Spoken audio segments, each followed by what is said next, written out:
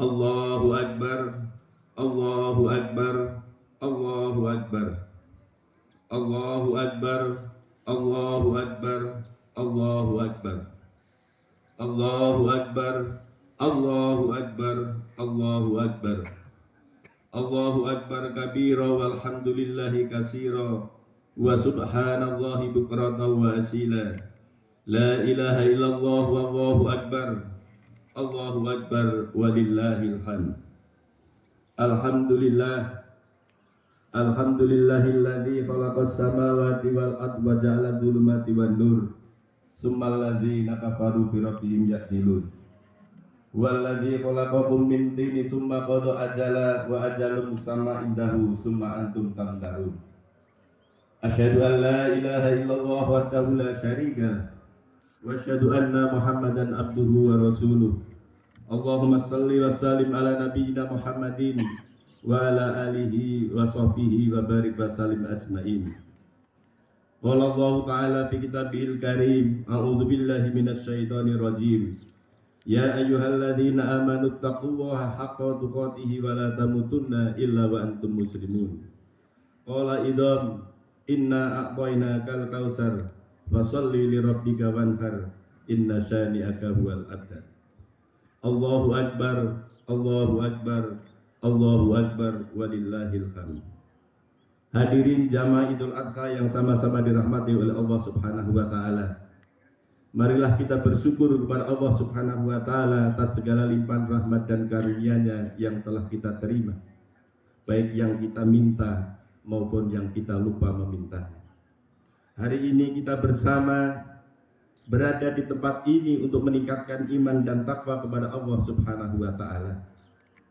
Orang yang beriman kepada Allah Subhanahu wa taala selalu akan meningkatkan ketakwaannya kepada Allah Subhanahu wa taala. Takwa sering diterjemahkan imtibalul awamir wajtinabun nawahi, menjalankan yang diperintah Allah dan melaksanakan yang diperintah Allah dan menjauhi larangannya. Tetapi sesungguhnya ada 3 hal yang harus kita lakukan supaya pribadi kita menjadi pribadi yang bertakwa. Pertama, menjalankan perintah Allah Subhanahu wa taala. Yang kedua, sekuat tenaga menjauhi larangan Allah Subhanahu wa taala. Dan yang ketiga adalah ikhlas menerima takdir dari Allah Subhanahu wa taala. Hari ini kita diberi nikmat kesehatan dan berbagai macam nikmat untuk melaksanakan ibadah Idul Adha. Ibadah yang selalu kita terima ini pada hakikatnya adalah tuntunan untuk menjadikan pribadi kita selalu menjadi lebih baik. Menjadi orang yang lebih baik tidak harus menjadi lebih baik daripada orang lain. Walaupun kalau itu bisa dilaksanakan baik, tetapi itu berat. Tetapi menjadi orang baik itu cukuplah menjadi orang yang lebih baik daripada hari yang kemarin. Kita hari ini bisa lebih baik daripada hari yang kemarin adalah sebuah proses untuk mendidik diri kita ini selalu menjadi orang yang lebih baik. Dalam satu riwayat disampaikan, mangkana yaumuhu khairan min amsihi fahuwa robihun, wa mangkana yaumuhu misla amsihi fahuwa maghbunun, wa mangkana yaumuhu syarran min amsihi fahuwa mal'un. Barang siapa yang hari ini lebih baik daripada hari yang kemarin, maka saya dan panjenengan termasuk orang yang beruntung. Dan barang siapa yang hari ini sama dengan hari yang kemarin, maka sesungguhnya adalah saya dan panjenengan orang yang tertipu. Dan barang siapa yang hari ini lebih buruk daripada hari yang kemarin, maka sesungguhnya adalah orang itu orang yang terlaknat. Hadirin jamaah Idul Adha yang sama-sama dirahmati oleh Allah Subhanahu wa taala. Syukur menjadi kunci hidup bagaimana menggapai kehidupan yang bahagia, yang hakiki. Sekaligus menjadi kunci sukses bagaimana meraih berkah yang berlimpah dari Allah ilahi Rabbi. Maka ketika pada pagi hari ini diberi nikmat pada kesempatan untuk bertemu dan berhari raya Idul Adha 1444 Hijriah, maka wujud syukur kita adalah menjalankan ibadah kepada Allah Subhanahu wa taala, istighfar kepada Allah Subhanahu wa taala, bertakbir, bertahmid, bertahlil, sholat Idul Adha dan menyembelih binatang kurban yang terus kita bagikan kepada sesama. Kebaikan kepada sesama itu harus kita lakukan di mana saja dan kapan saja. Maka sebagai orang muslim yang baik adalah di mana ada kaum muslimin, maka disitulah menebar kebaikan. Tugas kita pada hari ini adalah bagaimana memaknai Idul Kurban itu ada dua hal. Satu, memaknai Idul Kurban secara simbolik, dan yang kedua adalah memaknai Idul Kurban itu secara hakiki. Allah Subhanahu wa taala berfirman di dalam Quran surat Ali Imran ayat 92. A'udzu billahi minasyaitonir rajim. Lan tanalul birra hatta tunfiqu mimma tuhibbun wa ma tunfiqu min syai'in fa innallaha bihi alim. Kamu sekali-kali tidak sampai kepada kebajikan yang sempurna sebelum kamu menafkahkan sebagian harta yang kamu cintai, dan apa saja yang kamu nafkahkan maka sesungguhnya Allah Subhanahu wa taala mengetahui. Sudah seharusnya bagi orang Islam untuk memaknai hari raya Idul Kurban bukan sebatas menyembelih binatang ternak lalu membagikan sebagian daging itu kepada tetangga dan sanak saudara handetolan. Namun harus mampu memaknai lebih jauh dari itu. Setelah umat Islam mampu mengorbankan binatang ternak, umat Islam harus mampu pula mengorbankan kecintaannya yang lain, yaitu kecintaannya selain kepada Allah Subhanahu wa taala. Utamanya kecintaan yang berlebihan terhadap dunia, kecintaan berlebihan terhadap harta, kecintaan berlebihan terhadap jabatan, kecintaan berlebihan terhadap suami, kecintaan berlebihan terhadap istri, dan kecintaan berlebihan terhadap anak, sehingga mengalahkan rasa cintanya kepada Allah Subhanahu wa taala. Sikap yang demikian ini Allah Subhanahu wa taala tidak menyukainya.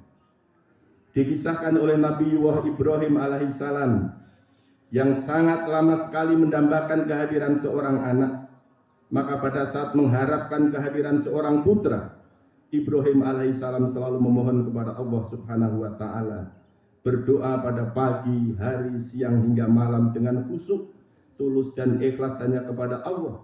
Di hatinya hanya ada satu, Allah Subhanahu wa taala. Tidak ada selain Allah Subhanahu wa taala. Namun setelah doanya dikabulkan oleh Allah Subhanahu wa taala, dikaruniai seorang anak, membuat hati Ibrahim itu mendua. Yang semula di hatinya hanya ada Allah Subhanahu wa taala, mulai berbagi kepada yang lain, yaitu putranya Ismail. Anak satu-satunya yang sudah tentu sangat disayang dan sangat dicintainya. Oleh karena itu Allah Subhanahu wa taala memerintahkan kepada Ibrahim untuk menyembelih putra tersayang ini agar hatinya kembali murni hanya kepada Allah Subhanahu wa taala. Perintah menyembelih Ismail ini merupakan ujian tauhid bagi Ibrahim dan bagi Ismail, yang pada akhirnya perintah itu diganti dengan 9 binatang yang lebih besar. Al-Quran surat As-Saffat mengabadikannya. Wa fadainahu bidzabhin azim, dan kami tebus anak itu dengan seekor sembelihan yang lebih besar. Idul Adha memiliki makna penyembelihan bagi umat Islam yang mampu maupun yang tidak mampu. Bagi kaum muslim yang belum mampu secara ekonomi, hari ini juga harus tetap menyembelih. Namun yang disembelih bukan hewan ternak, tetapi yang disembelih adalah nafsu-nafsu kebinatangan yang ada di dalam dirinya. Bagi kaum muslimin yang secara ekonomi mampu, memiliki 2 kewajiban penyembelihan. Yang pertama, menyembelih binatang ternak terbaik yang sebagian dagingnya dibagikan kepada sanak saudara dan handai taulan dengan hati yang tulus dan ikhlas memenuhi perintah Allah Subhanahu wa taala. Yang kedua, menyembelih nafsu hewaniyah yang berupa keburukan dan kesesatan di dalam dirinya, seperti kebodohan, kedengkian, keserakahan, ketakaburan, kemalasan, dan pemujaan hawa nafsunya. Quran di dalam surat Al-A'raf ayat 179, Allah Subhanahu wa taala berfirman, dan sesungguhnya kami jadikan isi neraka jahanam kebanyakan dari jin dan manusia. Mereka mempunyai hati tetapi tidak dipergunakannya untuk memahami ayat-ayat Allah. Dan mereka mempunyai mata tetapi tidak dipergunakannya untuk melihat ayat-ayat Allah. Dan mereka mempunyai telinga tetapi tidak dipergunakannya untuk mendengar ayat-ayat Allah. Mereka itu seperti binatang ternak. bahkan mereka lebih sesat dari binatang ternak itu. Mereka itulah orang-orang yang lain. Allahu Akbar, Allahu Akbar, Allahu Akbar. Manusia adalah makhluk ciptaan Allah Subhanahu wa Ta'ala yang paling sempurna dibandingkan dengan makhluk lainnya. Manusia memiliki sesuatu yang tidak dimiliki oleh makhluk lainnya, berupa kemampuan berpikir atau akal dan pikiran. Manusia dengan hewan memang sama-sama memiliki otak, akan tetapi otak yang dimiliki manusia dapat digunakan untuk berpikir secara baik, sedangkan hewan otaknya tidak bisa digunakan berpikir seperti manusia. Oleh karena itu manusia adalah makhluk ciptaan Allah yang paling sempurna. Sebagaimana Quran surat Al-Isra ayat 70, Allah Subhanahu wa Ta'ala berfirman, dan sesungguhnya telah kami muliakan anak-anak Adam. Kami angkut mereka di daratan dan lautan. Kami beri mereka rizki dari yang baik-baik, dan kami lebihkan mereka dari kelebihan yang sempurna atas kebanyakan makhluk yang telah kami ciptakan. Secara fisik manusia tergolong makhluk yang diciptakan dalam kondisi tegak berdiri. Kepala, bahu, dada, perut, dan badan pada posisi vertikal dari atas ke bawah, di mana letak kepala berada di paling atas, sedangkan bahu, dada, badan, dan perut berada di bawahnya. Secara simbolik memiliki makna bahwa manusia lebih memuliakan isi kepala, yaitu kerja otak, kerja pikiran, dan kerja kecerdasan.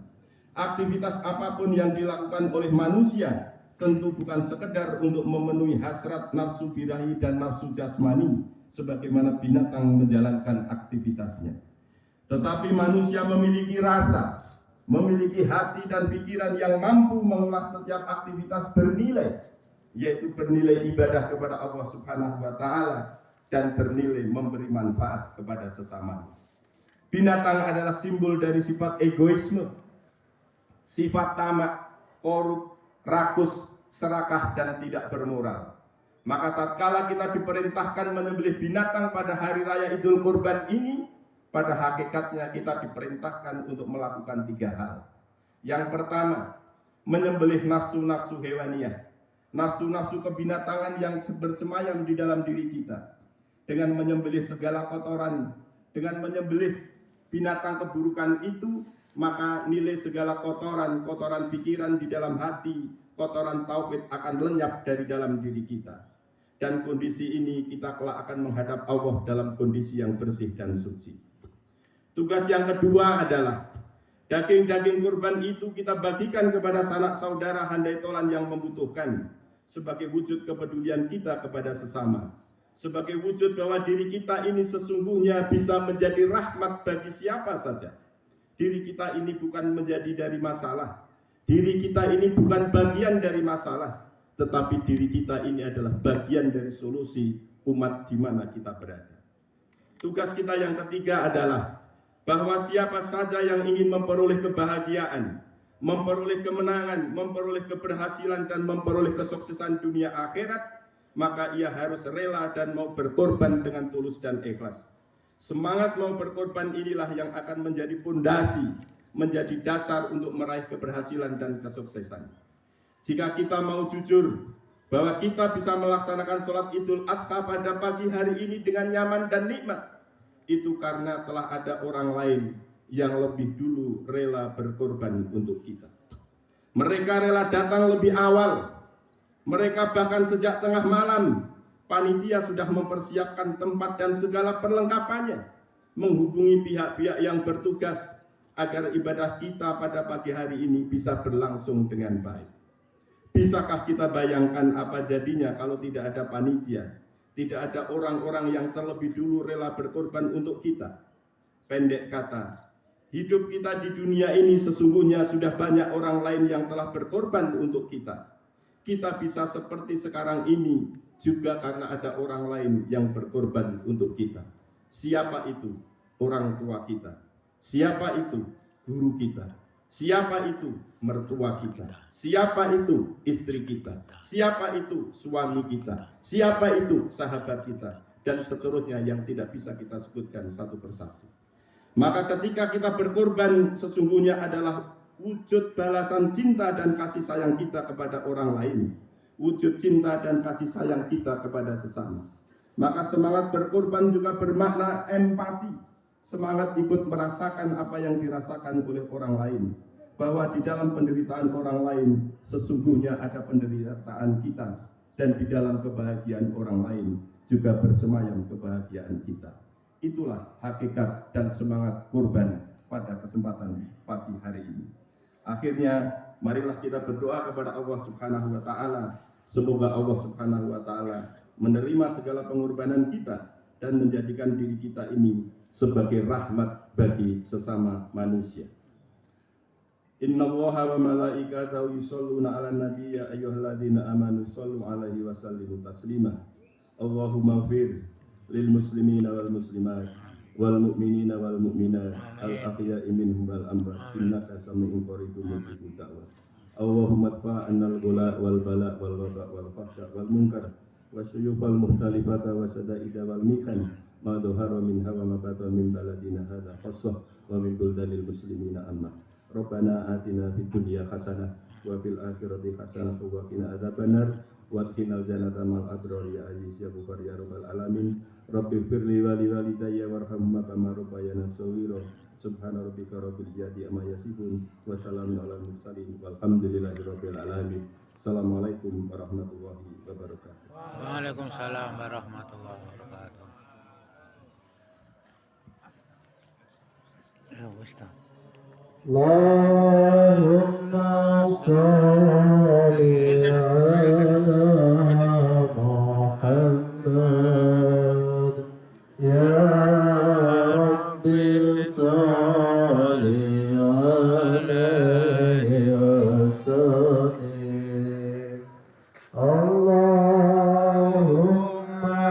sholli ala Muhammad ya Rabbi sholli alaihi wasallim. Allahumma sholli ala Muhammad ya Rabbi sholli alaihi wasallim. Allahumma sholli ala Muhammad ya Rabbi sholli alaihi wasallam. Allahumma sholli ala Muhammad ya Rabbi sholli alaihi wasallim.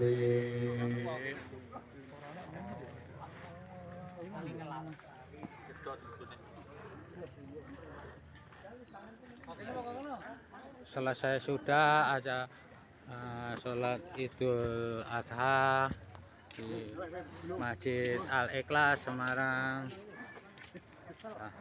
Selesai sudah sholat Idul Adha di Masjid Al-Ikhlas, dilaksanakan di Jalan Elang Sari Raya,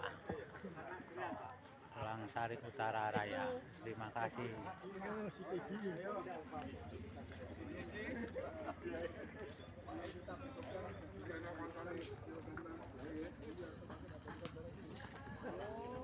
Siapa itu? Nah,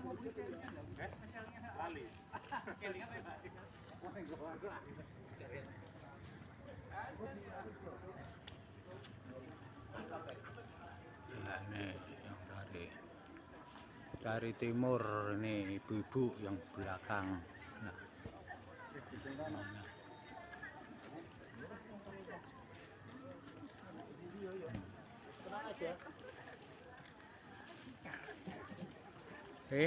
Belum.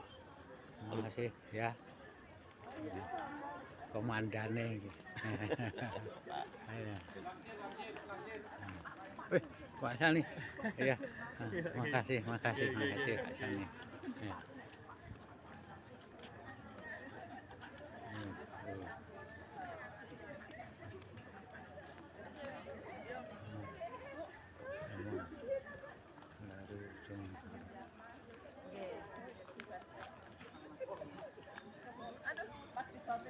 Wes, wah.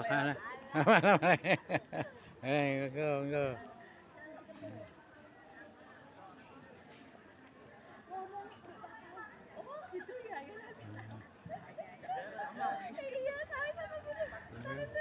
Ganteng. Ganteng. Oke.